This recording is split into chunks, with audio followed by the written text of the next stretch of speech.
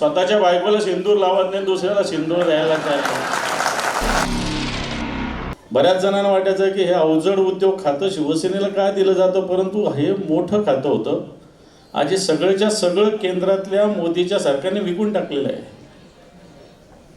मग भेल असेल, अन्य एरोनॉटिक्स असेल, वेगवेगळे प्रोजेक्ट विकून टाकलेले. परंतु गीते साहेबांनी या खात्यात सुद्धा मोठ्या ताकदीनं काम केलं आणि संघटनेचं काम ज्या पद्धतीनं केलं, मला असं वाटतं आमच्यासारख्या तरुणांना ते मार्गदर्शक आहे. आणि ज्या पद्धतीनं संघटनेत मागच्या 2-3 वर्षापूर्वी फूट पडली आणि कित्येक लोक नुसते विकले गेले, कोटीवर, 2 कोटीवर, 3 कोटीवर, 10-10, 20-20 लाखावर सुद्धा विकले गेले. बरोबर का नाही?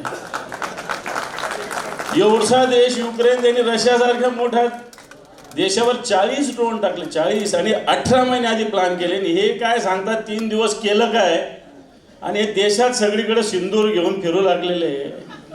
स्वतःच्या बायकोला सिंदूर लावत नाही, दुसऱ्याला सिंदूर द्यायला तयार नाही.